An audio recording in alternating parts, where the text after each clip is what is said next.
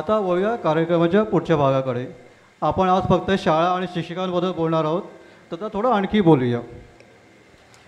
जेव्हा आता शाळेचा विषय निघाला आपण त्याचं मागे जात आहोत. इथे उपस्थित असलेल्या सर्व विद्यार्थ्यांना आठवण असेल की त्यावेळी निबंधासाठी एक हमखास विषय असायचा, विज्ञान श्राप की वरदान. आपल्यापैकी बऱ्याच जणांनी त्यावर निबंध लिहिला असेल किंवा निदान कॉपी तरी केली असेल. तर विज्ञान श्राप की वरदान हा आताच्या काळात थोडासा वादाचा विषय होऊ शकतो. कारण त्याची जागा घेतली आहे आता व्हॉट्सॲप श्राप की वरदान. तुम्ही आताच्या 7वी 8वीच्या मुलांना विचारा विज्ञान म्हणजे काय, तो तुमच्या तोंडाकडे बघत बसेल. पण त्याला विचारा व्हॉट्सॲप म्हणजे काय, तो लगेच तुम्हाला पटापट सांगेल, तुम्हाला ऑपरेट कसं करायचं ते पण शिकवेल. या व्हॉट्सॲपचे जसे फायदे आहेत तसे तोटेसुद्धा आहेत. व्यवस्थित काम करून गेलं फायदे नक्कीच आहेत, पण गैरवापर केला तर त्याचं नुकसान पण भरपूर आहेत. अगदीच उदाहरण द्यायचं म्हणजे की काही चुकीचे मेसेज संदेश जाणून बुजून किंवा अजाणतेपणे पाठवले जातात आणि ते लगेच जगाच्या एका कोपऱ्यावरून दुसऱ्या कोपऱ्यात पसरत जातात. आणि ते सुद्धा अफवाप्रमाणे भरपूर पटापट म्हणजे कोरोना व्हायरसपेक्षाही फास्ट पसरले जातात. अगदी महिन्याभराची गोष्ट, आपल्याच एका शाळेच्या व्हॉट्सअप ग्रुपवर कोणीतरी एक संदेश पाठवला होता. नीट आहे का, तो संदेश तुम्हाला वाचून दाखवतो. 11 जूनपासून आपली समर्थ विद्यालय शाळा बंद होत आहे आणि सर्व बॅचेसचे विद्यार्थी आणि विद्यार्थिनी कॉन्ट्रीब्युशन काढून सर्व शिक्षकांना बोलून सेलिब्रेट करणार आहेत. आपल्याला पण असं काही करायचं असेल तर ठरवा. काय म्हणे ते शाळा बंद होणार आहे, विद्यार्थी आणि शिक्षक येऊन सेलिब्रेशन करणार आहेत. तर काळजी घ्या, असा मेसेज पसरवू नका, चुकीच्या अशा गोष्टी पसरू नका. व्हॉट्सॲपचे फायदे जसे आहेत तसे तोटेसुद्धा आहेत. आणि आपण बोललो शाळेबद्दल आपण बोलणं चालूच ठेवणार आहोत. आपल्यावर काही 4 विद्यार्थी आहेत, त्यांनासुद्धा शाळेबद्दल बोलायचं आहे. तर मी बोलवतो आता नंदा कारेकर, विजया धुरी, देऊ नारिंगरेकर, राजेंद्र गडशी. तर तुम्हाला आता कळलं असेल की व्हॉट्सॲपचे काय दुष्परिणाम होतात आणि शाळेबद्दल कशा अफवा पसरवल्या जातात. तुम्हालासुद्धा जे काय बोलायचं असेल ते शाळेबद्दल योग्य काही बोलायचं, जरासुद्धा चुकीचं बोलायचं नाही. जे काय आम्ही बघू काय बोलायचं ते बघा. नीट समोर सगळे शिक्षक बसलेत, चुकीचं काही बोलायचं नाही, जे काय बोलायचं बरोबर बोलायचं आहे.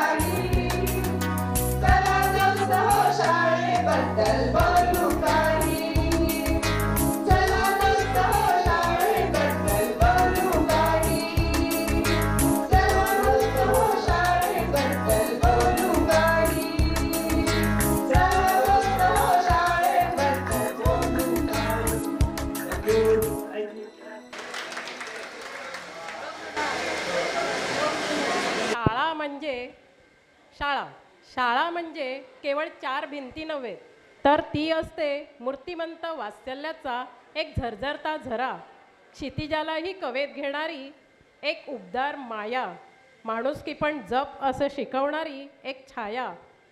शाळेचाही असतो एक अदृश्य आत्मा, जो आपण जगाच्या पाठीवर कुठेही असलो आणि कितीही उंचीवर असलो तरी तो आपल्याला कायम स्वतःकडे खुणावतो, बोलावतो आणि त्यातूनच शाळेविषयी असणारी आस्था कवितेच्या रूपात एखाद्या विद्यार्थ्याच्या लेखणीतून उतरते.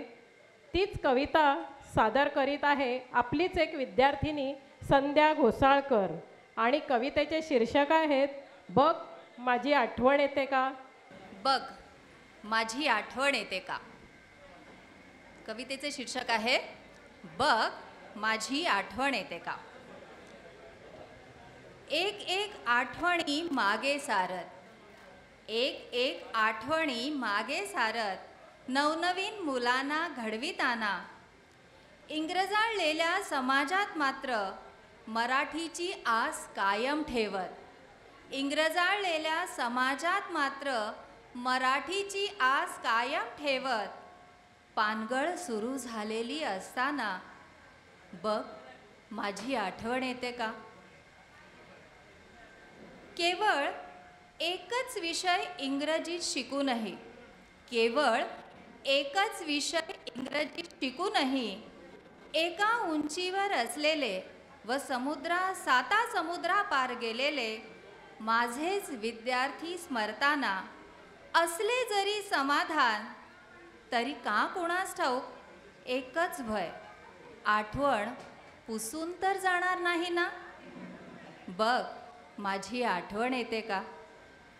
माझ्या इवल्याशा कुशीत एकापेक्षा एक अशा समर्थ शिक्षकांबरोबर घडलेला तू. माझ्या इवल्याशा कुशीत एकापेक्षा एक अशा समर्थ शिक्षकांसोबत घडलेला तू. भले कितीही मोठा झाला असलास तरी एकदा मागे वळून बघ. बघ माझी आठवण येते का. लागली जरी वार्धक्याची चाहूल, लागली जरी वार्धक्याची चाहूल, तरी तुमच्या आठवणींची घट्ट पकड नसा नसा जपताना जाणवत असतीलच जर काही उणीवा, जाणवत असतीलच जर काही उणीवा, तर थोडाफार इंग्रजीचा मुलामा चढवून तरी बघ माझी आठवण येते का. माझ्या अंगा खांद्यावर बागडलेले रंगमंचावरील आणि मैदानावरील क्षण आठव. माझ्या अंगा खांद्यावर बागडलेले रंगमंचावरील आणि मैदानावरील क्षण आठव. वर्गखोलीत ये, बेंचवर बस, फळ्याकडे बघ, माझा कोपरान कोपरा धुंडाळताना बघ माझी आठवण येते का. आलाच आहेस इथे तर जाताना माझ्याकडे टाक एकच कटाक्ष. आलाच आहेस इथे तर जाताना माझ्याकडे टाक एकच कटाक्ष आणि माझा आतला आवाज ऐकण्याचा प्रयत्न कर. नाहीच काही ऐकू आले तर गुपचूप निघून जा. नाहीच काही ऐकू आले तर गुपचूप निघून जा. आलंच काही ऐकू तर विचार करशील का. मला पूर्वीसारखे उभे करण्याचा, मला पूर्वीसारखे उभे करण्याचा आणि बघ माझी आठवण जपून ठेवता येईल का. आणि बघ माझी आठवण जपून ठेवता येईल का. ही कविता लिहिली होती रजनी पेडणेकर हिने. वळूया आता आपण आपल्या मुख्य कार्यक्रमाकडे, ज्याची आपण इतके दिवस आतुरतेने वाट पाहत होतो. आणि मी आता एक एक करून शिक्षकांना व्यासपीठावर येण्याची विनंती करते.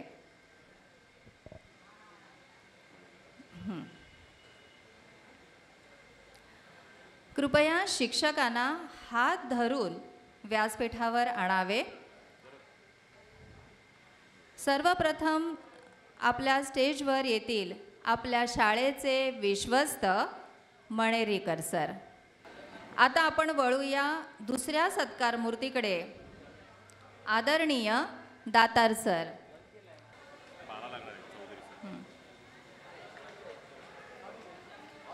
मी निमंत्रित करते चौधरी सरांना. टाळ्यांच्या गजरात त्यांचं स्वागत करूया. सुळेबाई गेल्यात ना. आमच्या लाडक्या, सर्वांच्या लाडक्या कर्णिकबाई स्वयंसेवक त्यांना स्टेजवर घेऊन येतील. आता आपण वळूया पुढच्या सत्कार मूर्तीकडे. जामनेरकर बाई स्वयंसेवक त्यांना घेऊन येतील. आपण आता मंचावर बोलावत आहोत सुरेखा पाटील. आता मंचावर पट्टी घेऊन येणार आहेत संदीप सर. बाई आहेत ना. आता आपण वळूया पुढच्या सत्कार मूर्तीकडे. भगतबाई तुमचं व्यासपीठावर स्वागत करीत आहोत.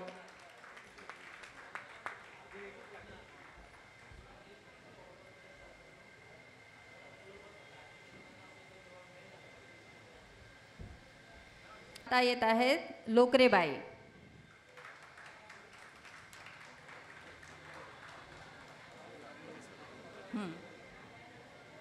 अरे टाळ्या वाजवून स्वागत करा. बाई ना. आता मंचावर येत आहेत गायकवाडबाई.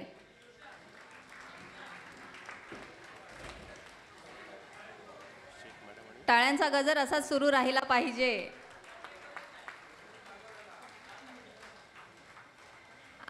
आताच्या सध्याच्या ज्या मुख्याध्यापिका आहेत शेख मॅडम.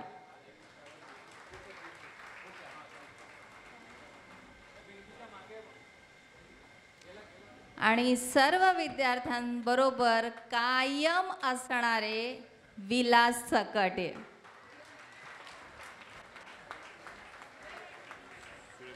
सुळेबाई आल्या. व्यासपीठावर येत आहेत सुळेबाई. टाळ्यांच्या गजरात स्वागत झालं पाहिजे.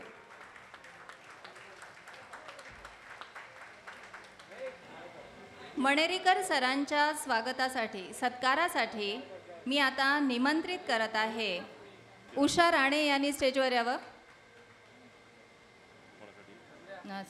रत्नप्रभा सावंत. मणेरीकर सर.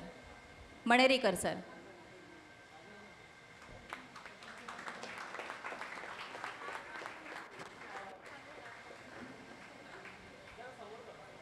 मनीषा मनीषा मनीषा. दातार सरांचं स्वागत करीत आहे संगीता. टाळ्यांच्या गजरात आपण त्यांचा सत्कार करूया.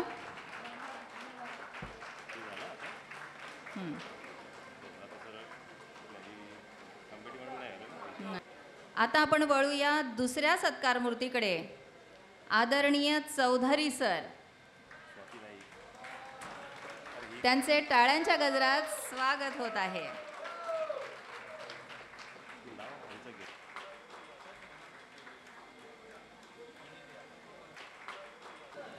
आजच्या सत्कार मूर्ती सुळेबाईंचा सत्कार करणार आहे मंगला विचारे. जरा जोराच्या टाळ्या येऊ द्या.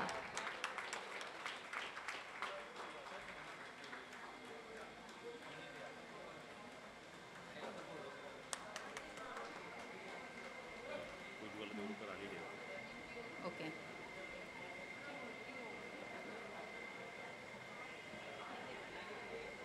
आता मी आमंत्रित करीत आहे उज्ज्वला देवरुखकर यांना. आजच्या सत्कार मूर्ती सगळ्यांच्या लाडक्या कायम हसणाऱ्या कर्णिकबाईंचं. टाळ्यांच्या गजरात स्वागत करूया. जोराच्या टाळ्या येऊ द्या. पुढे कोण आहे? पुढे कोण आहे? मीना राणे आहे.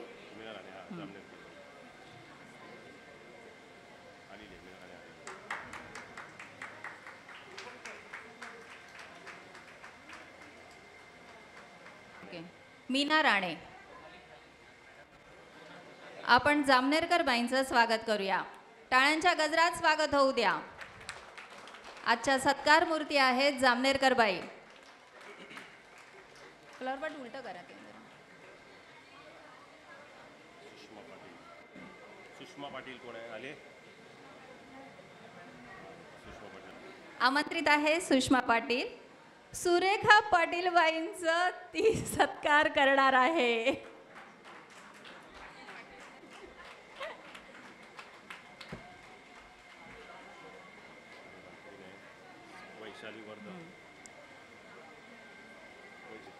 वैशाली वर्धम संदीप सरांचा सत्कार करणार आहे.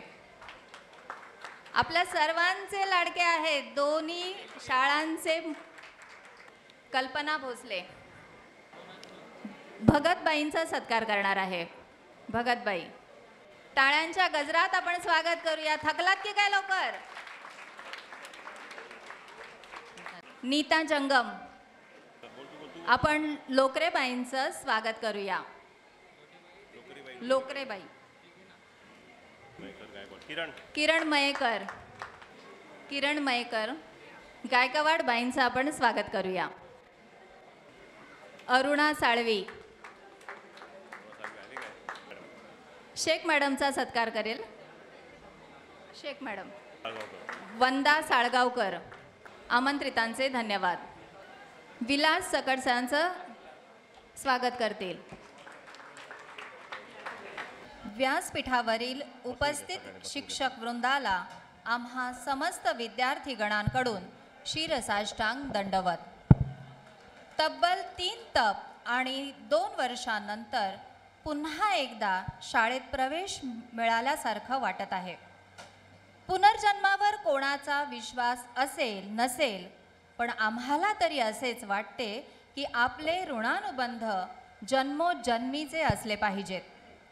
प्रत्येक जन्मात तुम्ही आमचे शिक्षक होता आणि आम्ही तुमचे विद्यार्थीच होतो आणि पुढे सुद्धा तुम्हीच आमचे शिक्षक असणार आहात आणि आम्ही तुमचा एक चांगला विद्यार्थी वर्ग असणार आहोत. कारण आपल्या गाठी या जन्मोजन्मीच्या आहेत. त्यामुळेच की काय इतक्या वर्षानंतर हा स्नेह संमेलनाचा घाट घातला गेला असेल असे आम्हाला वाटते. काही विद्यार्थ्यांच्या मनात आलेली ही स्नेहसंमेलनाची संकल्पना इतर सर्व तुमच्या लाडक्या विद्यार्थ्यांनी उचलून धरली आणि म्हणूनच हा सोहळा आज संपन्न होत आहे आणि आम्हाला स्वर्ग 2 बोटे उरल्यासारखे वाटत आहे. मित्रमैत्रिणींनो, गुरु शिष्याची ही परंपरा अनादी कालापासून चालत आली आहे आणि ती पुढे सुद्धा अशीच चालत राहणार याची आम्हाला खात्रीच नव्हे तर ठाम विश्वास आहे. आज आपल्यातील प्रत्येकानं जवळजवळ आयुष्याचे अर्धशतक पूर्ण केले आहे आणि आपले शिक्षक तर आपल्याहूनही वयाने आणि मानाने खूप मोठे आहेत. काहींच्या आयुष्यात तर सहस्त्रचंद्र दर्शनाचा सोहळा देखील पार पडला असेल. असे असताना देखील केवळ आपल्या प्रेमापोटी ते आज दूर दूरच्या ठिकाणाहून प्रवास करून आपल्यासाठी एक दिवस त्यांनी दिला आहे. आमच्यामध्ये त्यांनी तर तो आपल्यासाठी राखूनच ठेवला होता आणि म्हणून हा त्यांचा आणि आपला दिवस आहे. आपल्या मनाला घडवणारे, आपल्यावर संस्कार करणारे काही गुरुजन आज परलोकी वास्तव्य करीत आहेत.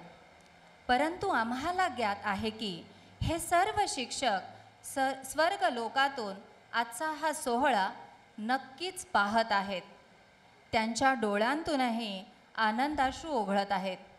आपल्यावर ते आशीर्वाद रूपी पुष्पांचा वर्षाव करताना दृष्टीस पडत आहेत. कोणाचेही आयुष्य गुरुविना परिपूर्ण नाही. म्हणूनच की काय गुरूंचे गुरु दत्तात्रय यांनी 24 गुरु केले. जगद्गुरु श्रीकृष्ण हे देखील सांदीपनी ऋषींना शरण गेले. श्री रामचंद्रांनी महर्षी विश्वामित्र, महर्षी वशिष्ठ व महर्षी वाल्मिकींचे चरण धुतले. गुरूंचे एवढे महात्म्य हिंदू पुराण शास्त्रात सांगितले गेले आहे. मग आम्हा पामरांचे या जगी तुम्हाविण कोण आहे? भरकटलेल्या जीवाला मार्ग दाखवतो तो गुरु. दीन दुबळ्यांना ममतेने छातीशी कवटाळतो तो गुरु. लघुतल्या लघु चुका दाखवतो तो गुरु. हिऱ्यांना पैलू पाडणारा झोरी म्हणजे गुरु.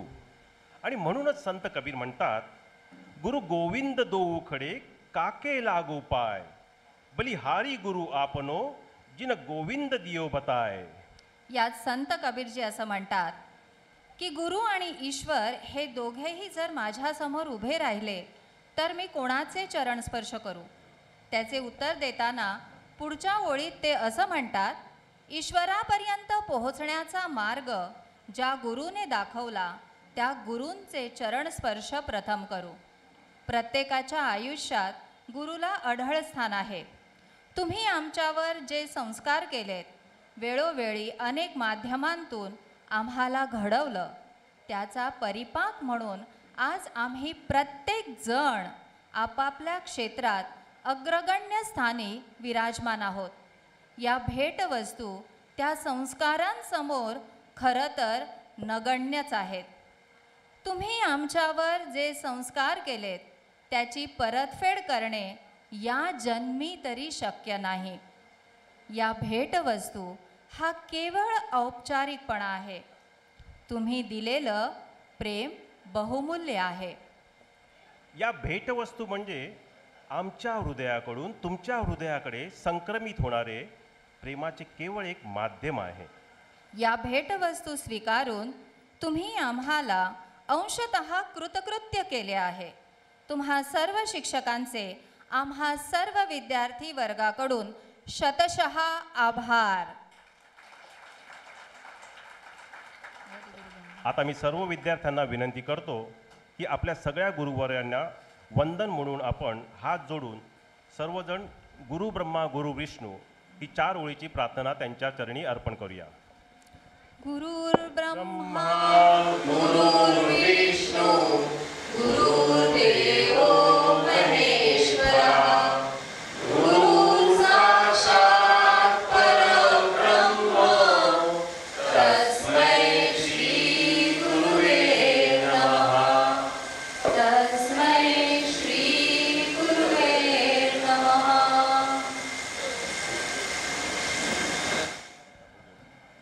आता आपण थांबणार आहोत. जेवणाची पूर्ण व्यवस्था केली गेली आहे.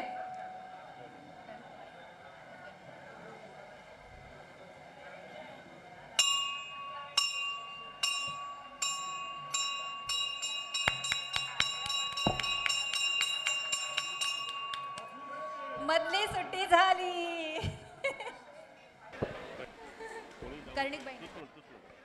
कर्णिकबाई आपलं मनोगत सादर करीत आहेत. 2 मिनिटं थांबा. माझ्या सर्व इथे जमलेले लाडके विद्यार्थी विद्यार्थिनींनो, आम्हाला खूप मोठं झाल्यासारखं वाटतंय आणि मला वाटतं आता 37-38 वर्षांनी आम्ही तुम्हाला बघतोय, तर तुम्ही आता शाळेचे युनिफॉर्म घालून बागडणाऱ्या मुली न वाटता मैत्रिणी वाटते. आणि एक तुम्हाला अगदी सांगावंसं वाटतं की अगदी भरून आले. विद्यार्थ्यांनी आपल्याबद्दल इतकं प्रेम व्यक्त करणं हे म्हणजे मी काहीच बोलू खरं म्हणजे मणेरीकर सर हेही माझे गुरु आहेत आणि मला वाटतं त्याच्या व्यतिरिक्त इकडे माझे गुरु आता कोणी नाही आहेत. आणि त्यामुळे आज तुमच्या पुढे गुरु म्हणून बोलताना मला खरोखर भरून आलेलं आहे. आज मी तुम्हाला फक्त आशीर्वाद देणार आहे आणि 2 शब्द तुमच्या पुढे बोलणार आहे की तुम्ही आयुष्यात आता मला वाटतं तुम्ही इतके अनुभवी झाला आहात की जवळजवळ 50च्या पुढे मला वाटतं सगळेजण असतील आणि काही जणांना सुना आल्या असतील, काही जणांना कदाचित जावई आले असतील. तर तुम्ही आता अगदी मॅच्युअर्ड आहात. तुम्ही अगदी पूर्णपणे जगाचा अनुभवही घेतलेला आहे. पण एक लक्षात ठेवा, जीवनात कायम समाधानी वृत्तीने राहायला शिका. जीवनात कायम तुम्ही सक्रिय दृष्टिकोन ठेवा. कोणाबद्दलही वाईट ग्रह करून घेऊ नका, तरच तुम्हाला जीवनाचा आनंद लुटता येईल. यापुढे खूप लेक्चर देणार नाही आहे, पण एक थोडीशी छोटीशी कविता म्हणणार आहे. ती म्हणजे नेहमी मी म्हणतेच की कसं जगायचं, आपण आयुष्यात आनंदाने जगायला शिकायचं. आयुष्यात आनंदाने समाधानाने सक्रिय दृष्टिकोनातनं जगायला शिकायचं. ह्याच्यासाठी एक मंगेश पाडगावकरांची कविता आहे, ती फक्त म्हणते, सांगा कसं जगायचं कणत कणत की गाणं म्हणत, तुमची आठवण डोळे भरून कुणीतरी काढतच ना, 2-2 घास तुम्हाला वाढतच ना, मग शाप देत बसायचं की दुआ देत बसायचं, तुम्हीच सांगा, सांगा कसं जगायचं कणत कणत की गाणं म्हणत. काळ्या कुट्ट काळोखात काहीही दिसत नसतं, तेव्हा तुमच्यासाठी कुणीतरी दिवा घेऊन उभं असतं. मग काळोखात कुडायचं की प्रकाशात उडायचं, तुम्हीच ठरवा, सांगा कसं जगायचं कणत कणत की गाणं म्हणत. पायात काटे रुतून बसतात हे अगदी खरं असतं, तुम्हाला अनेक दुःखाचे असा प्रसंग आले असतील, पण फुलं फुलून येतात हेही खरं असतं. मग काट्यासारखं सलायचं की फुलासारखं फुलायचं तुम्हीच ठरवा. सांगा कसं जगायचं, कणत कणत की गाणं म्हणत. पेला अर्धा सरला आहे असं सुद्धा म्हणता येतं, पण पेला अर्धा भरलाय असं सुद्धा म्हणता येतं. मग सरलाय म्हणायचं की भरलाय म्हणायचं तुम्हीच ठरवा. सांगा कसं जगायचं, कणत कणत की गाणं म्हणत. कसं जगायचंय? गाणं म्हणत. एक 2 मिनटं थोडा आणखीन बोर करते मी तुम्हाला. नक्की नक्की. आता इकडे विद्यार्थ्यांनी काही कार्यक्रम सादर केले. मी खरंच म्हणते, मला वाटलं की 35-36 वर्षाच्या मागे आपण गेलोय आणि तुमचे हे कार्यक्रम बघताना तुम्ही मला शाळेतल्या आम्ही तुम्हाला तयार करायचो, तुम्ही नाचायचात, अतिशय सुंदर कार्यक्रम करायचात आणि त्यावेळेला तुमच्या बॅचला माहिती असेल की मुलांचे आणि मुलींचे कार्यक्रम एकत्र असायचे. त्यामुळे आत्ता तुम्ही जे पृथ्वीचे प्रेमगीत केलं, त्या पृथ्वीच्या प्रेमगीतामध्ये भावेबाई होत्या, सुरूबाई होत्या, नंतर आम्ही पण थोडेसे मदतीला होतो, आम्ही पूर्ण नव्हतो, पण त्यावेळेला आम्ही ना सगळे एक मराठीचे शिक्षक, भूगोलाचे शिक्षक, गणिताचे शिक्षक एकत्र येऊन चर्चा करायचो, एकत्र येऊन एकमेकाला मदत करायचो. ही आमची सगळ्यांची वृत्ती होती आणि त्यामुळे आम्ही एकत्र येऊन सगळ्यांना मदत करायचो. आता ही पृथ्वीचे प्रेमगीत अतिशय सुंदर भावेबाईने बसवलं होतं, तुम्ही अतिशय सुंदर सादर केलं होतं, पण मला 1-2 मिनटं त्या पृथ्वीचे प्रेमगीत मी पण 10वीला शिकवले. नंतर प्रेम आणि मरण ही कविता मी 10वीला शिकवली होती, तुम्हाला आठवत असेल, आणि आम्ही त्याचा हे प्रयोग पण बरेच केले. पृथ्वीचे प्रेमगीत ही गोविंदाग्रजांची कविता आहे. गोविंदाग्रजांची कविता आहे ही राम गणेश गडकरी यांची कविता आहे. गोविंदाग्रजांच्या ह्या प्रेम आणि मरण या कवितेमध्ये काय असतं माहिती आहे? रूपक कविता आहे. त्या रूपक कवितेमध्ये एक म्हणजे तरुण मुलगा एका प्रेमात पडतो. त्याचं जे प्रेम असतं ते खरं म्हणजे सफल होणार नसतं, ते सगळ्यांना माहिती असतं, म्हणून त्याला सगळेजण पटवतात, अरे तू हिच्याबरोबर प्रेम करू नको, तुझ्या जीवनाची वाट लागेल. पण तरुणपणात प्रेमाने आंधळे झालेले असतो, त्यामुळे तो त्या प्रेमात पडतो, आणखीन तो त्या मुलीशी लग्न करतो आणि त्याच्या आयुष्याची सगळी धुळवंड होते, आयुष्याचा नाश होतो. हे जे प्रेम आहे हे एक वृक्ष, आणि तो वृक्ष म्हणजे रूपकात्मक कविता आहे. मुलगा म्हणजे वृक्ष आहे आणि तो झाड, ते झाड एका विजलीच्या म्हणजे एका विजेच्या प्रेमात पडतं आणि प्रेमात पडल्यानंतर ती वीज त्याच्यावरती कडकडून पडते आणि त्याचा सगळा नाश होतो. ही कविता 2 मिनटं मी तुम्हाला बोलून दाखवणार आहे, कारण ही कविता आम्ही शिकवले त्यावेळेला, मुलींना आठवत असेल तर आम्ही त्यावेळेला शिकवले. जगी सांगतात प्रीत पतंगाची खरी, झड घालून प्राण देतो दीपकाचे बरी. उघड्याशा जागी देख मैदान मोकळे एक पसरले, वृक्ष थोर एकच त्यात वाढला पुऱ्या जोमात सारखा. चहूकडेच त्याच्या भवते गुडघाभर सारे जगते तेथले. कितीतरी कळ्या आल्या आणि कितीतरी वेली आल्या आणि त्याच्यावरती त्या डुबधा झाल्या, परंतु त्यांनी तो त्यावेळेला त्याच्या मनामध्ये त्यावेळी एकदम त्याच्या मनामध्ये ती वीज चमकली आणि त्याच्या मनावर त्याचा परिणाम झाला आणि त्याने ठरवलं की मी या विजेशीच काय करणार आहे, लग्न करणार आहे. सांगती हिताच्या गोष्टी देवाच्या 33 कोटी, अरे तू असं करू नकोस, तू तिच्याशी लग्न करू नकोस.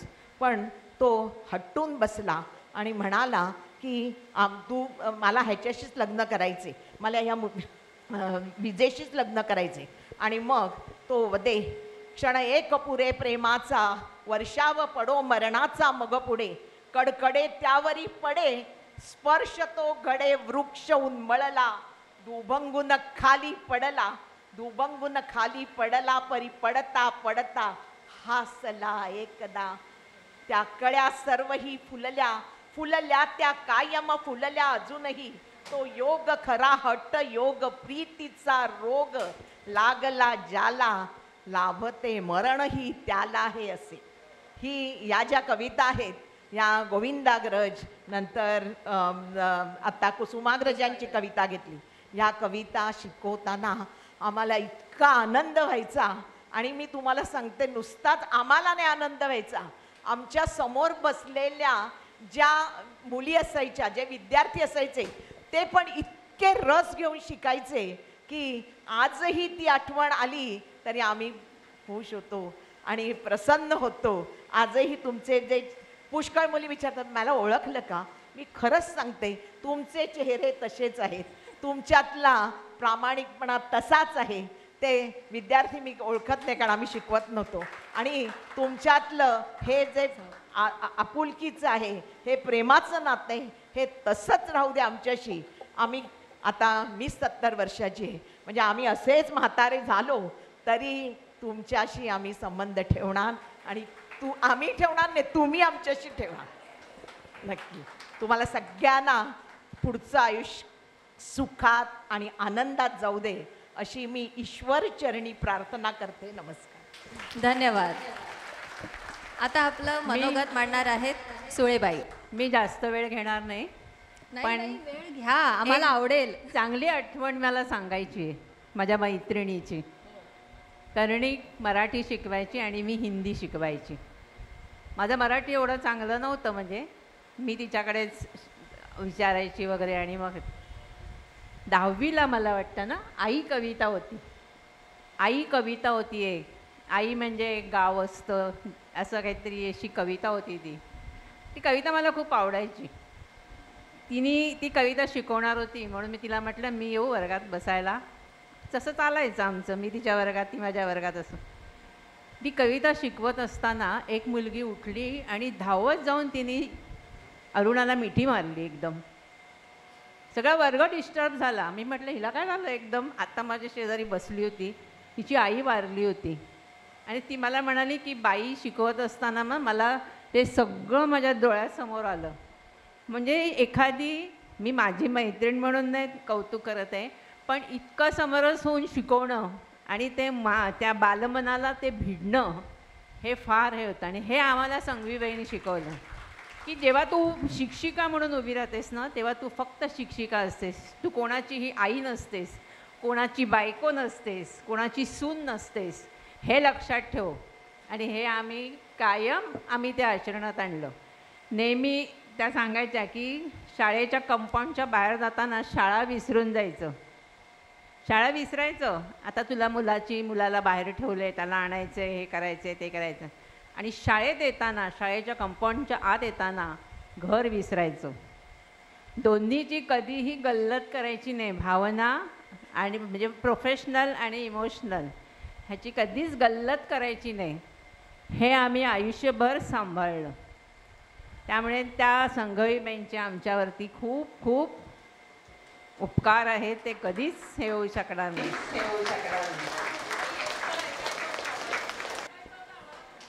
Chaudhari sir, sorry.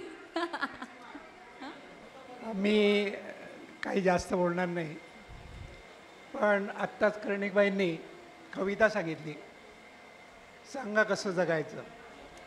याच्यावरचं एक उदाहरण सांगतो की आपण कसे मागे राहतो. आम्ही एकदा ट्रेकिंगला गेलो होतो आणि गडावर चढायचा जो रस्ता होता तो थोडा रेताळ आणि स्क्रीव म्हणजे घसरणारा रस्ता होता. आणि या रस्त्यावरून जायला जी आमची मंडळी होती खाली, ती जायला तयारच होत नव्हती. मग पुढे कोण जाणार? रस्ता तर घसरा आहे. एकाने प्रयत्न केला, तो घसरला खाली घसरला म्हणजे दुसऱ्या बाजूला कडा असतो आणि पडला तर संपला, पण जो गेला तो तरला. असा हा प्रकार आहे. मग एकाने सुरुवात केल्यानंतर पुढचा जो गेला त्याने थोडं चाकूच्या धारेने थोड्या थोड्या पायऱ्या करत करत पुढे गेला. पण ते एकाच्या जाण्यामागे सगळे गेले, म्हणजे सुखात गेले. म्हणजे सांगा कसं जगायचं असं म्हटल्यानंतर हा एक छोटासा उदाहरण आहे माझं.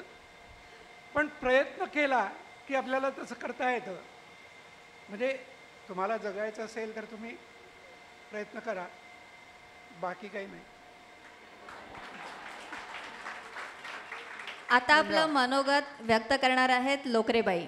खरं मी मुलींच्या शाळेत 1984 साली लागले आणि अनेक वर्ष मुलींच्या शाळेतच काम केलं.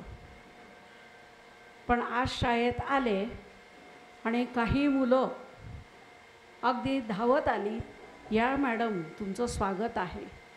खरं तर आज जेवढी मुलं आहेत त्यांना मी कधी शिकवलं नाही, पण त्यांचं प्रेम आणि आपुलकी बघून मला खूप भरून आलं. हे असं प्रेम मला असं वाटतं शिक्षकी पेशात खूप मिळतं. तर ज्यावेळेस मी शिकत होते, माझी आई पण शाळेत होती, प्रिन्सिपल होती ती. तर आईने विचारलं तू काय होणार, तर तेव्हाच मी ठरवून टाकलं मी शिक्षक होणार. का शिक्षक होणार? कारण आम्हाला जिवंत मुलामुलींशी बोलता येतं, त्यांच्या समस्या जाणून घेता येतात, त्यांच्याशी आम्हाला बोलता येतं. आणि कित्येक मुलं मुली, नंतर मी 2005 साली मुलांच्या शाळेत लागले आणि त्या मुलांशी बोलताना, मुलींशी तुम्ही कायमच बोलत होते, पण मुलांशी बोलताना ते डोळ्यात पाणी आणून जेव्हा आपल्या घरच्या समस्या सांगायच्या, त्यावेळेस एक शिक्षक म्हणून मी माझ्या डोळ्यावरती अश्रूवर कंट्रोल आणायचे. पण मला वाटायचं बाप रे, ही मुलं किती प्रतिकूल परिस्थितीतून वर येत आहेत. आणि मला त्यांच्याबद्दल, त्यांच्या मस्तीबद्दल जो काही राग असायचा तो ताबडतोब गळून पडायचा. आणि असं वाटायचं नाही, ही मुलं कुठेतरी आपलं दुःख जे व्यक्त करतात ते त्या मस्तीतून व्यक्त करत आहेत. आणि मी सुद्धा संघवीबाईंच्या हाताखाली तयार झाले. तर संघवीबाई नेहमी म्हणायच्या, मुलांना कधीही मारू नकोस, कारण मुलं आपलं दुःख जे आहे ते एक वैशिष्ट्य आहे की पुरुष जो असतो तो आपलं दुःख अश्रूतून व्यक्त करू शकत नाही, कारण समाजाने त्यांच्यावर बंधनं लादलेली आहेत. तुम्ही रडायचं नाही, किंवा ते रडले तर लगेच आजूबाजूची लोक बोलतात काय बायकांसारखा रडतोय. तर हे समाजाने बंधन त्यांच्यावरती टाकलेलं आहे. पण ज्यावेळेस ते मुलं आपली दुःख मला सांगायचे, त्यांच्या डोळ्यात पाणी पाहिलं की मला असं वाटायचं नाही, ह्या मुलांना कधीच रागवायचं नाही. आणि संघवीबाईंना जे मी सांगितलं होतं, बाई ह्यापुढे मी लक्षात ठेवीन, मुलांना कधीच मारणार नाही, कधीच रागवणार नाही. आणि ते मी आज तागायात तसंच ठेवलं आहे. माझ्या मुलांना पण मी कधीच मारलं नाही, कधीतरी एखादी टपली मारली नाही असं नाही.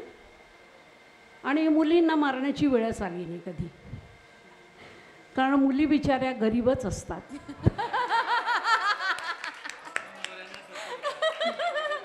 बाई पुढचं वाक्य. नाही, मुलं पण गरीब असतात. पण एक सांगते मी, मुलं कधीही कुठली गोष्ट लपवून ठेवत नाही. एक प्रसंग मला सांगावासा वाटतो. मुलांच्या शाळेत असताना 2-4 मुलांना जरा रागवले. मी सांगितलं नाही तपासणार तुमच्या वह्या, कारण तुम्ही वेळेत दिलेल्या नाही आहेत. ते खूप विनवण्या करायला लागल्या. खरं तर मला दया आली होती त्यांची, पण म्हटलं नाही, जरा एक दिवस आपण नाही तपासायचं, बघूया काय होतं. आणि त्या दिवशी मला दुसऱ्या शाळेत जावं लागलं. जाताना बसमध्ये बसले, माझ्याकडे सुट्टे नव्हते पैसे. तो कंडक्टर काही केला, नाही बाई तुम्ही उतरा. तेवढ्यात 2-4 मुलं आपल्या बाहेर सरसावून आलेत. काय रे, आमच्या बाई आहेत त्या, का देत नाही त्यांना सुट्टे पैसे, चल दे आत्ताच्या आत्ता काढ. बाई तुम्ही काळजी करू नका, मी काढून देतो तिकीट. आणि मग पाहिलं तर अरे ह्याच मुलांना मी रागवले होते. आणि किती प्रेमळ ही मुलं. आता मला कायम घरी मुलांबरोबरच राहायची सवय आणि मुलींच्या शाळेत जास्त काम केलं, पण दोघांनाही कसं हँडल करायचं ते मला पूर्णपणे कळलं. धन्यवाद. आता आपलं मनोगत व्यक्त करतील भगत मॅडम. हो बाई बसून बोललात तरी चालेल. बघते. सर्वप्रथम या व्यासपीठावरचे मान्यवर, माझे सर्व सहकारी शिक्षक, 84-85च्या बॅचचे सर्व विद्यार्थिनी आणि आत्ताचे समर्थ नागरिक या ठिकाणी उपस्थित आहेत. खरं आत्तापर्यंतचा जो कार्यक्रम झाला त्या कार्यक्रम आम्हाला काही बोलायचं नाही असंच गृहीत धरून आम्ही होतो, कारण त्या कार्यक्रमाचा आम्ही इतका आनंद घेत होतो आणि विसरलो आम्ही की आम्ही शिक्षक आहोत, आम्ही होतोही. तुम्हाला काही खरंच विसरलो. हे व्यासपीठ पाहिलं आणि जणू आपण गॅदरिंगला पालक म्हणून या ठिकाणी आलो आहोत असं गृहीत धरून पहिली प्रार्थना, किंवा एखाद्या सभेला आल्यावर तर पालकांनाही प्रार्थना असायची, त्यामुळे प्रार्थना, स्वागत, दीपप्रज्वलन, ती गाणी आणि ते नृत्य आणि पृथ्वीचं प्रेमगीत पाहिल्यानंतर इतकं भारावलं की सगळंच विसरून गेलो. आणि त्यामुळे आत्ता तुम्हाला काही उपदेश करावासा खरंच नाही वाटत, कारण तुम्हीच इतके मोठे आहात. आजचा कार्यक्रम घडवत असताना सगळ्यांशी समन्वय साधणं, सगळ्यांना त्यांच्या वेळा पाहून गाठणं, हा संवाद करणं येण्यासाठी मला वाटते तुमच्या तालमी खूप झाल्या असेल. कारण पृथ्वीचं प्रेमगीत करत असताना ती पृथ्वी, चंद्र आणि सूर्य यांची जी कसरत होती ती अगदी कुठेही चुकली नाही. त्यामुळे तुमच्या रिहर्सल जो नाच झाला तो नाचही इतका अप्रतिम होता. म्हणजे आमचं मनापासून आम्ही प्रवास केला असेल किंवा आम्ही इतक्या वर्षांनी आलो तर आमचं जे मनोरंजन करण्याचा तुम्ही जो मनापासून प्रयत्न करला तो खूप सुंदर होता. खरंच आम्ही विसरलो की आम्ही शिक्षक होतो. आणि उपदेश तुम्हाला काय करायचा, आज मला असं वाटतं की तुम्ही इतक्या मोठमोठ्या पदांवर पोहोचलेला आहात. मला वाटतं सरांशी तुमच्याशी सभाही झालेली आहेत आणि तुम्ही सरांना जे सहकार्य करायचं वगैरे मान्य केलेलं आहे. मागच्याही बॅचच्या वेळेचं संमेलन झालं त्याही वेळेचं खरंच तुम्ही शाळेचं नाव, शिक्षकांचं नाव उज्ज्वल केलेलं आहे. आमच्यामुळे खरंच म्हणजे आम्ही भाग्यवान शिक्षक आहोत की त्यावेळची पिढी शिक्षकांनी सांगितलेलं सगळंच्या सगळं ऐकायचे. मनात कुठेही म्हणजे मुलांच्या शाळेत तर इतकी पटसंख्या होती आणि वेगवेगळ्या थरातून म्हणजे एअर इंडियाच्या कॉलनीत राहणाऱ्या मुलांपासून ते अगदी तळागाळातल्या माकडवा जिथे कोणीच शिकलेलं नाही आहे अशा ठिकाणच्या मुलांपासून यायचे आणि त्यांच्यातलं समन्वय साधणं ही शिक्षकांची खूप कसरत होती, त्यांना हँडल करणं. पण मुलांनी मारल्यानंतरही कुठेही मुलांनी मनात राग धरलेला नाही आणि ते खरंच मोठे झालेत. त्यावेळेस मी आत्ता मला योग आला की संदीप सरांबरोबर आणि प्रत्येक कार्यक्रम होताना आम्ही ते शेअर करत होतो. हा तो का, ही याची बहीण का, हिला विचारूया आपण, विनोद तुझा भाऊ का. म्हणजे मुलींचे नाव आले की मुलांचे नाव, कारण भावंड होती सगळी शिकणारी. त्यावेळेस आम्ही खरोखर इतक्या हिरिरीने कार्यक्रम केले. स्पोर्ट्स म्हटलं की तो संचारायचा अंगामध्ये आणि इतके सुंदर ते स्पोर्ट्स व्हायचे. तेव्हा तर आपण युनिव्हर्सिटीमध्ये जाऊन हा स्पोर्ट्सचा उपक्रम व्हायचा. पहिल्या 2-3 दिवसामध्ये जाऊन मैदान तयार करायचं, त्याच्यानंतर खेळ व्हायचे आणि पूर्ण विद्यानगरी जणू आपलीच असल्यासारखी आपण त्यावेळेस त्या विद्यानगरीमध्ये आम्ही वावरायचो. मधली सुट्टी झाली की मुलं त्या विद्यानगरीच्या तिथल्या कॅम्पसमधल्या झाडावर असायची. कितीतरी वेळा शाळेमध्ये फोन यायची की मुलं तिथेच आहेत, झाडावर बसले आहेत, आंबे पाडतायत. म्हणजे तिथल्या लोकांना पण आपल्या शाळेतल्या मुलांनी सोडलं नाही, जणू असं वाटायचं की आपलंच ते कॅम्पस आहे. कारण त्यांचा रोजचा रस्ताच पायवाटती तिथून होती, कारण वाकोल्याला जाताना त्यांना ते जास्त जवळ पडायचं. ते दिवस आठवलं की मैदान, रस्ता जर पाहिलं तर ते निळे शर्ट आणि ती पॅन्ट, सगळा रस्ता फुललेला असायचा आणि सगळे घरी जेवायला जायचे आणि येताना त्या जे जोरात पळत यायचे शाळा गाठायची म्हणून. कारण त्यावेळेस मेजर मुलं डबे कोणाचेच नसायचे, जेवायला घरीच जायचे. ह्या सगळ्या आठवणी जर सांगितलं तर वेळ खरंच अपुरा पडेल. पण तुमचं खरोखर खूप कौतुक आहे.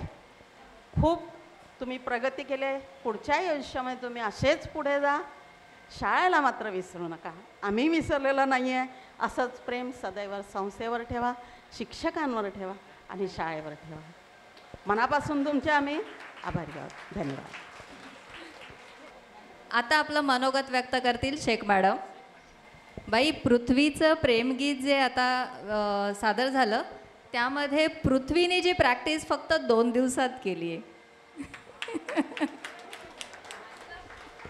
आणि 38 वर्षानंतर नाचली आहे ती पहिल्यांदा. आम्ही तेच म्हटलं की शाळेत जे झालं होतं ते तू अजूनही विसरली नाही आहेस, हेच महत्त्वाचं होतं.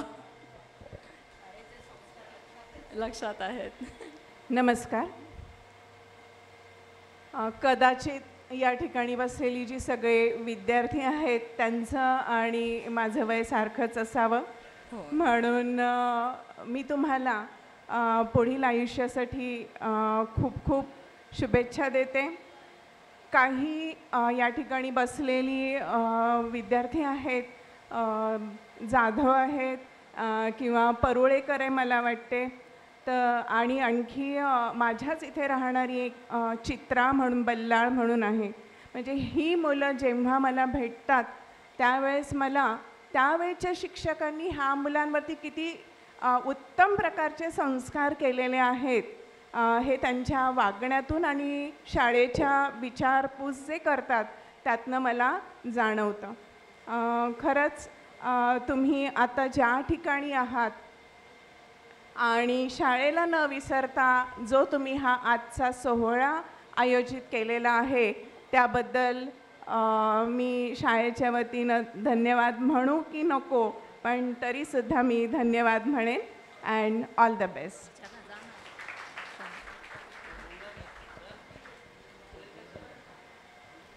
आता आपले मनोगत व्यक्त करतील मणेरीकर सर. इथं बसलेल्या तुम्हा सर्वांमध्ये कनक मॅडमला म्हणत आहे की मी त्यांचा गुरु आहे म्हणून, परंतु संदेश हा खरा एकटा एक माझा विद्यार्थी आहे. तुमच्यापैकी कुणालाही मी शाळेत शिकवलेलं तुम्हालाही आठवत नसेल.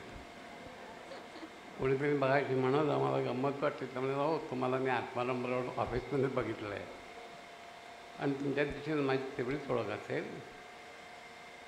पण तो आज तुम्ही कार्यक्रम इतक्या छानपणे साजरा केला, शाळेचे संबंध ठेवले, याबद्दल तुम्हाला धन्यवाद. काही जणांशी आमची चर्चा चालू आहे, तुमच्यापैकी ह्या बॅचचे आहेत, आधीच्या बॅचचे आहेत, की आत्ताची जी एकूण शाळा आहे त्याबद्दल तुम्हाला जे खंत वाटते ते खरी आहे. आणि म्हणून आताची शाळा सुधारण्यासाठी आपण काय करता येईल, शाळेला कशी मदत करता येईल. मी आर्थिक मदतीविषयी बोलत नाही आहे. इतर शाळेतला एकूण दर्जा सुधारण्यासाठी तुम्ही निर्णायक जर काम असलेले विद्यार्थी कसं सहकार्य द्याल याचा आपल्याला विचार करायचा आहे, तो आपण ठरवू. काही गोष्टी सांगतो. मगाशी तुम्ही अगदी पहिल्यांदा मला स्टेजवर बोलवलं. आपल्याकडे अजूनही भारतीय मनामध्ये गुणवत्तेपेक्षा सुद्धा अधिकाराला मान देण्याची पद्धत जास्त आहे. पूर्वी नव्हती आपल्या संस्कृतीमध्ये. तर मी कुठेतरी अधिकार पदावर असणं तुम्ही मला बोलवलं. घर पाहता दातवण्यांसारख्या गुणवत्तेनं चांगल्या असलेल्या शिक्षकाला पहिला मान देणं हे खरं आवश्यक होतं. पुढे या दृष्टीने लक्षात ठेवा. आपण हा जो कार्यक्रम सगळा सादर केला त्याबद्दल तुम्हाला एकदा धन्यवाद. मी इतर जे मला शाळेविषयी काय बोलायचं आहे ते तुमचा जो एक गट मला भेटणार आहे त्या गटाशी भेटून ते सगळं अंमलात करण्याचा प्रयत्न करेन. धन्यवाद.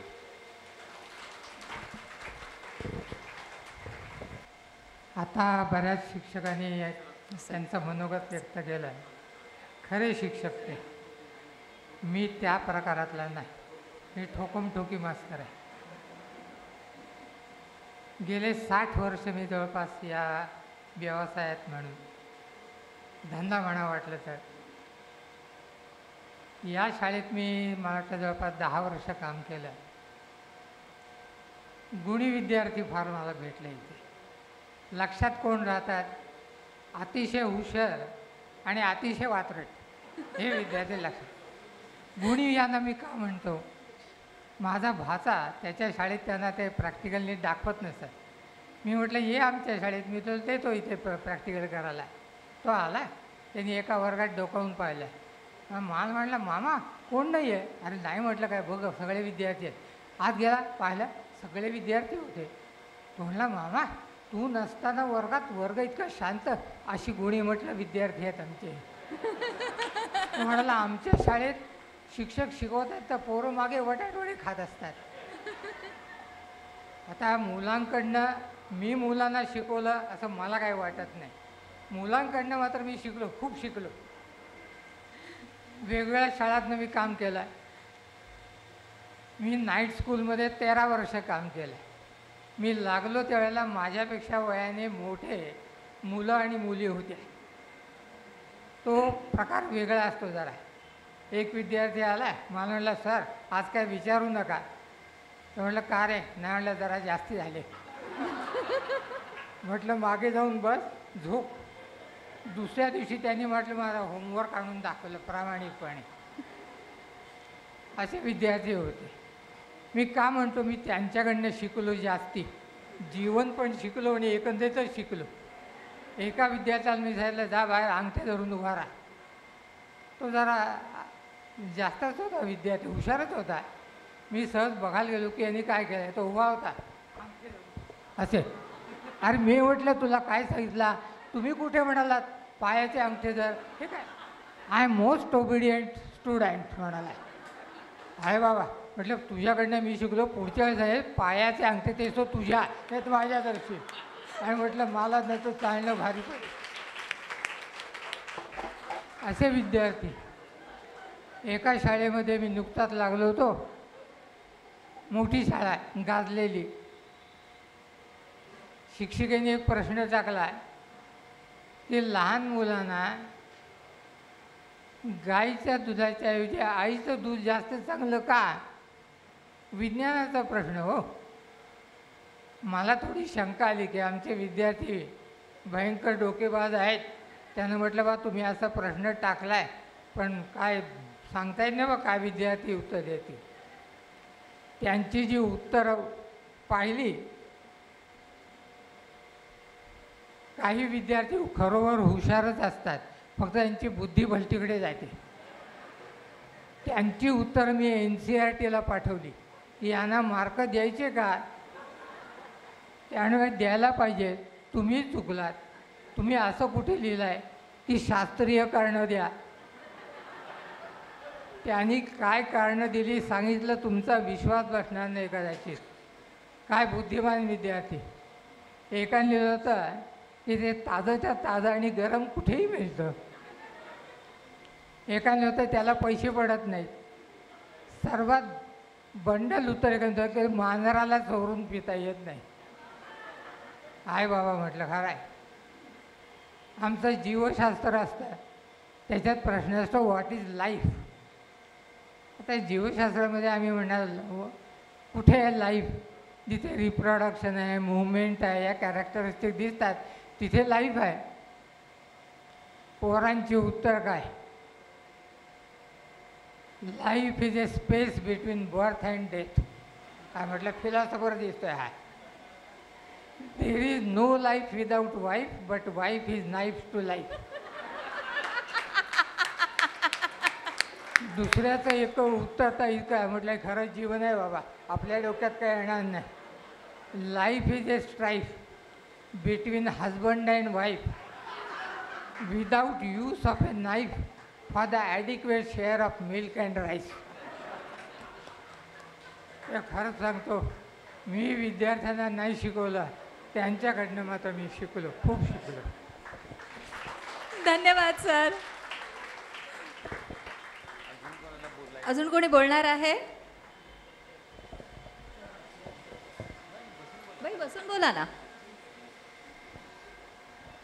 आता दातार सरांनी सांगितलं तुम्हाला की मुलांकडनं आम्ही शिकलो. माझे पण अनुभव असे आहेत काही, पण त्यांचे विनोदी होते. मला एक अनुभव असा आला की आपण मुलांशी कसं वागावं हे आपल्याला मुलं शिकवत असतात. म्हणजे एक उदाहरण सांगते तुम्हाला. एक मुलगी होती आणि ती अशीच मस्तीखोर होती आणि तिने म्हणजे खूपच मस्तीखोर होती ती आणि ती चॅलेंज स्वीकारणारी होती.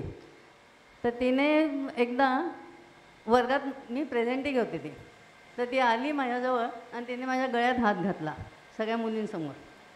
तर मला जरा कसं तरी वाटलं. मग मी तिला काही बोलले नाही, पण मी तिला म्हटलं अगं, आणि हसत होती ती, म्हणजे मुली सगळ्या हसत होत्या. मग तिला की जिंकली बुवा असं. मी तिला एकच वाक्य बोलली, म्हटलं तुला माझ्याबद्दल आदर आहे? आहे म्हणे बाई. म्हटलं मग तू असं का वागलीस? मी ओरडली नाही तिला. मी म्हटलं मुलांमध्ये आणि शिक्षकांमध्ये एक टेबल असतं, म्हणजे तेवढं अंतर मुलांमध्ये आणि शिक्षकांमध्ये असतं, तेवढं भान तुम्ही ठेवलं पाहिजे. उद्या जर तुला माझ्याबद्दल कोणी काही बोललं उलटंसुलटं तर तुला आवडेल का? तर म्हणे नाही माई, मला नाही आवडणार. म्हटलं मग आता ही चूक तू पुन्हा करू नकोस. ती इतकी शरमली आणि जागेवर गेली. त्याच्यानंतर ती इतकी शांत झाली मुलगी, खूप म्हणजे खूपच शांत झाली. असे मुली आणि खूप प्रेम करतात, मला तो पण अनुभव आहे. एक म्हणजे मी शाळेमध्ये टिळक महाराष्ट्र विद्यापीठाच्या परीक्षा घ्यायच्या आम्ही, मराठी, हिंदी, इंग्लिश. मी इंग्लिश शिकवत होते. मी घाटकोपरला राहायचे, त्यामुळे मी जवळ राहत होते. मी रविवारी पण यायचे. बहादूर मामाचे वडील आम्हाला उघडून द्यायचं गेट आणि हे टीचर्स रूम आणि वर्ग एक. तर एकदा असंच मी शिकवत होत. त्यांचं रविवारी सांगितलं त्यांना की तुम्ही घरून खाऊन यायचं आणि डबा घेऊन यायचं, उपाशी यायचं नाही. आपण 2 तास तरी शिकवणार आहे मी तुम्हाला. 10 वाजता आले, 12 वाजेपर्यंत तास घ्यायचा होता. 1 तास झाल्यानंतर मी त्यांना ब्रेक दिला आणि म्हटलं आता तुम्ही डबा खा. डबा खा म्हटल्यानंतर त्या सगळ्या मुली गेल्या, पटापट बाथरूमला गेल्या, पाणी प्यायल्या, डबा खायला बसल्या. 3 मुली माझ्यासमोर बसलेल्या, त्या काही हलेना तिथनं. मी म्हटलं अगं असं का करता तुम्ही डबा आणला नाही का? मी सांगितलं होतं ना. तर म्हणे नाही बाई, आणला आहे मी. म्हटलं मग खा ना, म्हणजे ब्रेक आपला मोठा नाही होणार, शिकवता येईल पटापट. आणि मी टीचर्स रूममध्ये आता मी तिथेच बसली होती टेबलवर. म्हटलं पुढे काय शिकवायचं ते पुस्तक बघत होती. तर त्या म्हणे बाई तुम्ही खा ना डबा. म्हटलं अगं मी खाऊन नेले. नाही बाई आमच्यातनं घ्या ना थोडं थोडं घ्या, म्हणजे मला आता ते भरून येत नाही अक्षरशः. तर एवढं. आणि त्या मुली किती 5वी 6वीतल्या मुली होत्या. म्हणजे त्या मुलींना किती शिक्षकांबद्दल प्रेम आहे आणि किती त्यांना जाणीव आहे या गोष्टीचे, हे शिकवायला नाही लागत कधी कधी, हे आपसूक येतं. तसा आणखी एक प्रसंग मला सांगायचा आहे की एक मुलगी होती, मुलींकडनं शिकतो म्हटलं ना मी तुम्हाला. तर एक मुलगी होती, 5वीतच होती आणि तिला इंग्लिश शिकवत होते मी. आणि चाचणीची परीक्षा झाली.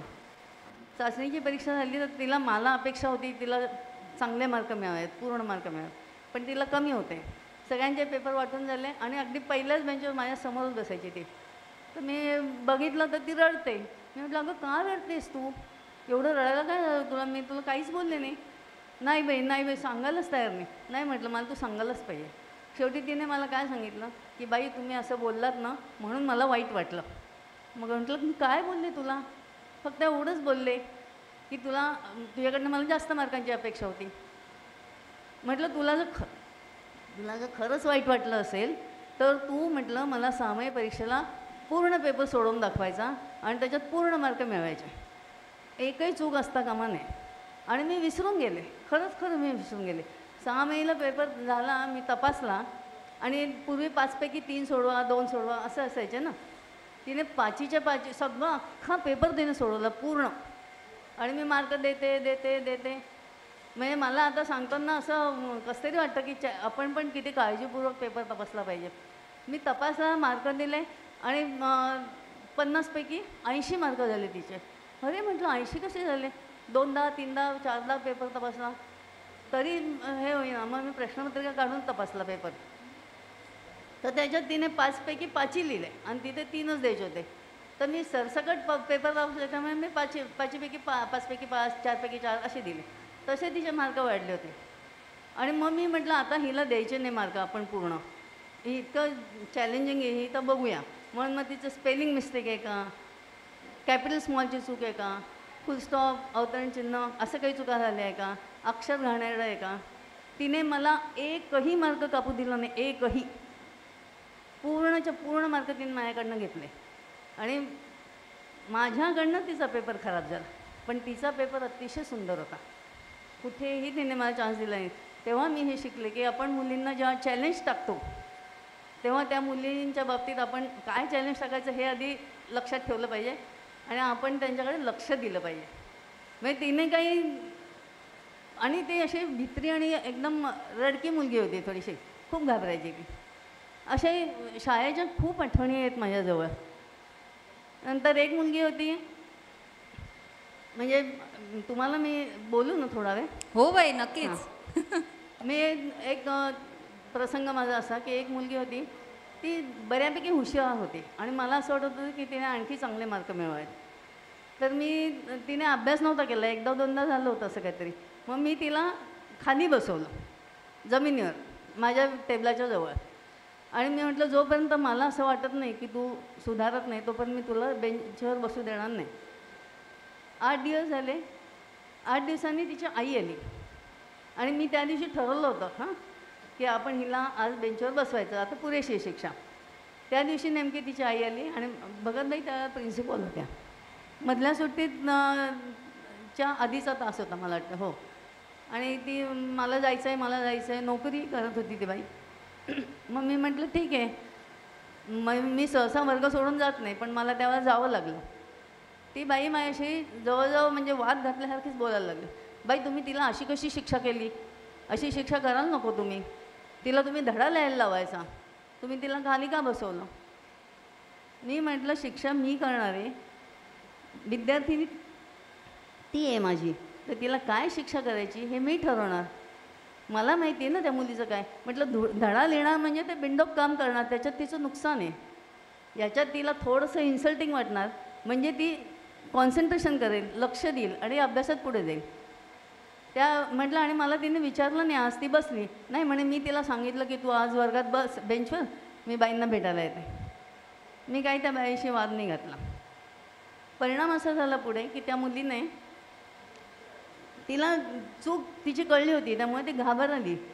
पण तिने पुढे जी परीक्षा आली, मला वाटतं 9वीत होती तेव्हा ती, पुढे जी परीक्षा आली त्या परीक्षेत तिला नापास झाली ती. आणि ह्या मुलीच्या अनुभवाने मी तिचा पेपर लक्षात ठेवला होता की ह्या मुलीचा पेपर आपल्याला नीट तपासायला पाहिजे. आणि म्हणून मी ते नीट तपासला, तिचा 3-3दा तपासला आणि तिला दिले. आणि मग ती मला म्हणाली, ती बसून राहिली. मग मी तिच्याकडे सगळ्यांना वाटून झाल्यावर बघितलं तिच्याकडे आणि तिला बोलवलं. म्हटलं ये इकडे. म्हटलं तुला काही शंका आहे का? तुला मार्क कमी दिले गेले, काही चुकलं आहे माझं, असं काही आहे का? नाही बाई म्हणे, तसं काही नाही. पण तिचा कॉन्फिडन्स इतका गेला की तिला वार्षिकला सुद्धा मार्क खूप कमी मिळाले. तर मला तुम्हाला ह्याच्यात हे सांगायचं आहे की आपण मुलींकडनं शिकतो, पालकांकडनं शिकतो, तर पालकांनी मुलांच्या बाबतीत फार मध्ये पडू नये, शिक्षकांवर विश्वास ठेवावा, असं मला वैयक्तिक वाटतं. तर असे अनुभव खूप आहेत. आणि एक जाता आता मी तुम्हाला आणखी सांगून जाणार आहे की एक मुलगी होती. मी शाळेत असताना काय करायची, सहज असं की मुलींना गोष्ट सांगायची. शिकवत असताना सुद्धा थोडा वेळ काढून मी गोष्ट सांगायची आणि ते अर्धवट सांगायची, त्याचं शेवट सांगायचं नाही, उत्सुकता वाढेल त्यांची इथपर्यंत सांगायचं. आणि मग त्यांना सांगायचं बाई पुढे सांगा, पुढे नाही, हे पुस्तक आपल्या लायब्ररीत आहे, तुम्ही घ्या, तुम्हाला मिळालं नाही तर माझ्या नावावर घ्या, आणि मग ते पुस्तक तुम्ही वाचा. याच्यातून वाचन संस्कृती कशी वाढेल, वाचन मुलांचं कसं वाढेल याचा मी प्रयत्न केला होता आणि त्याच्यात मला काही प्रमाणात यश मिळालं होतं. असे अनुभव आहेत. आणि आता माझा स्वतःचा अनुभव मी तुम्हाला सांगते की या शाळेने मला खूप दिलं आहे, खूप म्हणजे खूप दिलेलं आहे. संगवीबाईंपासून आम्ही खूप काही शिकलेलो होतो. मला एकदा बरं नव्हतं, दादरला राहत होते मी तेव्हा. तर आणि म्हणजे मी एकटी होती इथे राहायला, पेईंग गेस्ट म्हणून. त्या संगबाई तिथे आल्या होत्या आणि त्या मला भेटायला आल्या होत्या तिथे, आणि प्रभूबाई पण. वास्तविक पाहता शाळेत चौकशी केली, माझी बहीण पण होती मीनाक्षी शिवे, तुम्हाला माहिती आहे, तिथे चौकशी करून भागत होतं. पण तसं नाही, हे रिलेशन त्यांनी असं ठेवलं होतं की आपुलकी, प्रेम हे त्यांच्याकडनं आम्हाला शिकायला मिळालं की आपण कसं कॉन्टॅक्टमध्ये राहायला पाहिजे. आता तुम्हाला सांगायचं आहे मला की आता तुम्ही हा कार्यक्रम केला, मागच्याही वेळा तो कार्यक्रम केला, खूप सुंदर झाले दोन्ही कार्यक्रम. आता तुम्ही म्हणता की बाई तुम्ही आम्हाला शिकवलं आणि तुमच्या आठवणी आमच्याबरोबर आहेत.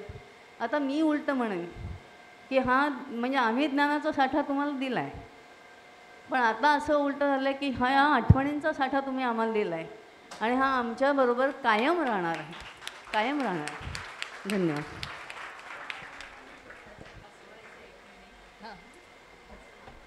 सुळेबाईंना बोलायचं आहे. तुम्हाला मी एक हसण्यासारखी गोष्ट सांगते हं. मी मुलांच्या शाळेत सुपरवायझर म्हणून गेले आणि मग शिस्तीला उभी राहायची मी तिकडे. मुलं अशी डोळे मिटून वर चढायची, कारण झोपेतच असायची ना बिचारी. आणि डोळे मिटून आपली सगळी अशी वर चढायची, वर्गात जायची. मला भीती वाटायची कुठे धडपडतील की काय. सगळे शिपाई म्हणायचे काय नाही हं, बरोबर जातात तुम्ही, लई त्यांना काय लाड करू नकात वगैरे. आणि मग एक महेश नावाचा मुलगा होता, त्याच्यात आडनाव मला आठवत नाही, गरीब होता एकदम असा. एक दिवस आला आणि मला म्हणाला, बाई, म्हणजे बोलणं बिळणं तसंच होतं, तर कुंची कोरवी वगैरे असेल कोण, बाय काय रे, शेंटाची येणी घालाल काय, शेंटाची येणी घालाल काय. मला काही केल्या कळे ना. मी आपला तो प्रकाश उभा होता तिकडे, प्रकाशला म्हटलं, प्रकाश हा काय म्हणतोय रे, काय रे काय पाहिजे. शेवटी त्याने दप्तर उघडलं आणि एक शेवंतीची वेणी काढली. अगदी आदल्या दिवशीची ती असेल, पण ती इतक्या त्यांनी छान जपून आणली होती. मला खूप वय वाटलं. मी त्याच्यासमोरच ती अशी घातली. खूप आनंद झाला. तो त्या दिवशी उड्या मारत गेला वर्गामध्ये. म्हणजे मुलांचं प्रेम हे असं असतं. तसंच संक्रांतीला वगैरे ना काळे झालेले असे कागदात काळे झालेले पण लाडू आणायचे, पण ते आम्ही खायचो, कारण त्यांच्या भावना होत्या त्या सगळ्या अशा.